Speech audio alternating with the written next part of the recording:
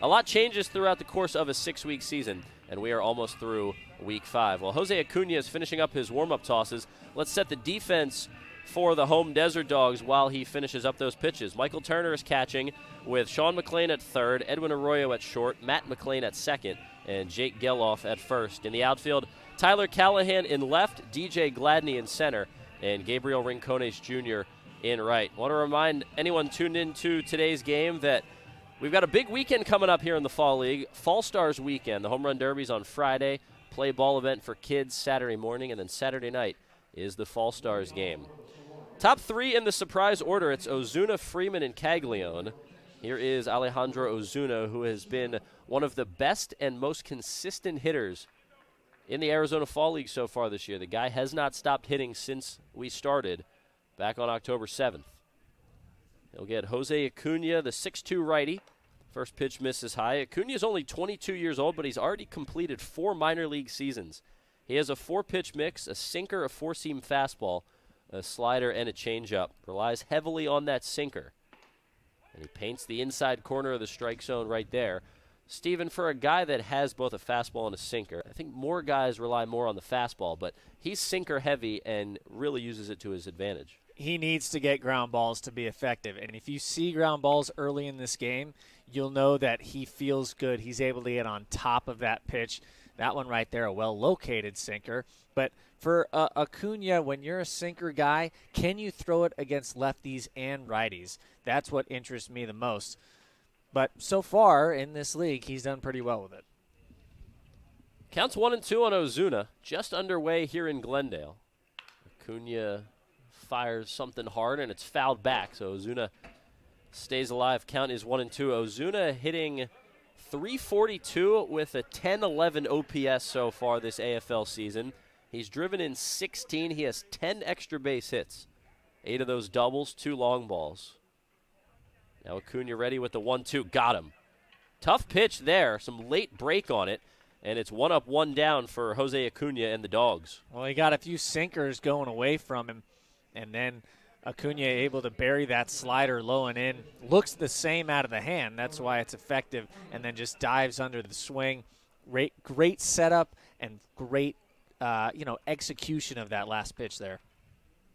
Here's Cody Freeman, the second baseman. He's a guy who can play all over the diamond. Has played mainly infield with the Saguaros so far this season. Here's a guy you can stick in left. You can put him in right. He's caught a little bit throughout his minor league career.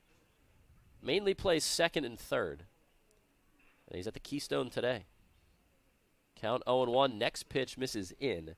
And the count is 1-1. Well, for as many power hitters that are in this surprise lineup, Steven, having a guy like Cody Freeman towards the top of that order, I think he fits really well as this team's 2-hitter. Oh, yeah, but still got some power of his own. Hit 14 right. home runs this season. Had 15 stolen bases as well in Double-A. But another guy who's got a brother who's playing in Major League Baseball, Tyler Freeman with Cleveland.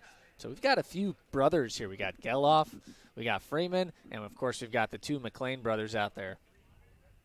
A lot to keep track of with the pro baseball connections between families. Cody trying to get to the big leagues with the Rangers.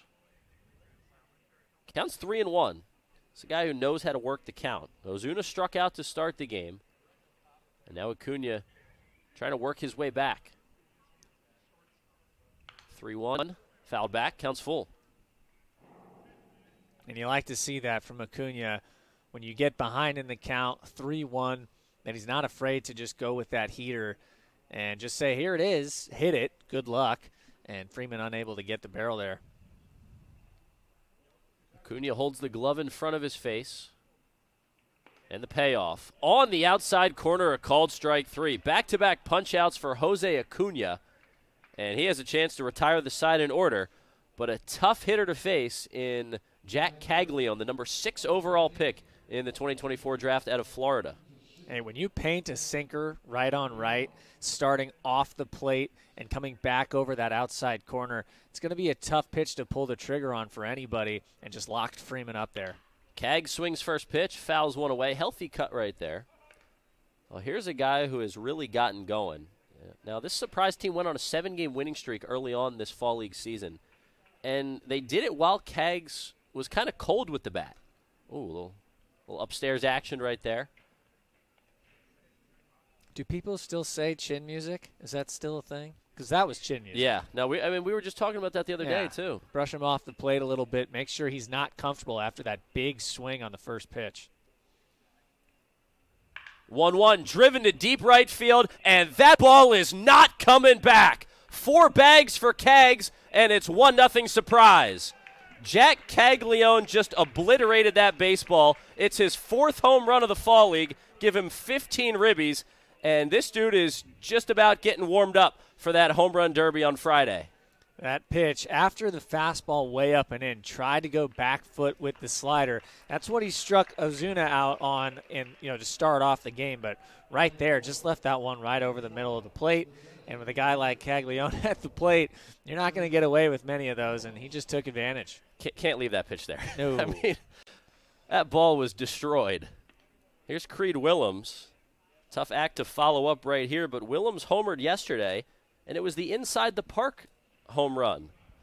2nd of the fall league. Skylar Messenger had one earlier for Salt River this season, but Willems, a 2-run inside the parker. Takes up and in there. Count is 2-0 now. So the ball that Willems hit for the inside the parker yesterday drove it off the center field wall, and the Peoria center fielder Andrew Pintar crashed into the wall and was really shaken up after, so he couldn't go after it. He was just kind of stunned. And by then, the ball had gone all the way over towards right center, and Willems scored without a throw home. And Willems told me as he was rounding third heading home yesterday, he saw Colin Price throw up the hands behind home plate and, to let him know he didn't have to slide, that he could just, ease up a little bit. And he was like, oh, thank God I don't have to slide. Always nice to hit an inside the park home run. That is a no doubt inside the park home run. You're tired enough after running 360 feet. The slide at the end is just kind of the cherry on top. But I didn't know it was an inside the park home run. That's exciting. Yeah, it was. And, I mean, people say, like, a triple is one of the most exciting plays in baseball. Nothing beats an inside the parker. No. Well, that's ball 4 to Willems. 2 outs and no one on, and then Cags went deep to right. Willems just walked. That brings up Cody Huff. Now, if you're Acuna, got to make sure after you give up that home run, slow things down, take a deep breath, make sure you're able to get your stuff back into the zone. I think right here for him is a good test. Get that righty up and just bury that sinker on his hands because we still haven't seen that ground ball yet. Now, time is called. That's a balk on Acuna, and that sends Willems to second. Can't do that. Can't shift your weight back and forth before you throw the pitch after you come set. And I think Acuna may be a little bit confused as to what he did, but it can give the umpires the feeling that you're going to go to the plate, so therefore you're deceiving the runner. I'm putting that in quotes because you're really not, but always going to be a balk. I did that one time in the major leagues. I felt like a dummy. But did you ever do it again after that? No. Okay. That's what we like to hear. Quick look at the runner at second. Pitch to Huff is upstairs. So that right there, that's what I'm talking about. This is a good matchup for him. For Acuna, you got to make sure he's getting underneath that sinker right now, and you're seeing it riding up. Those first 2 hitters, he was pounding it down at the bottom of the zone. I want him to go with that here and get that ground ball to the left side. They went with something off speed right there and missed again. I mean, it's amazing how quickly things can change. Two strikeouts to start the day, gets a couple of tough hitters, and is looking great. And then you give up a ball that goes 650 feet, and everything changes.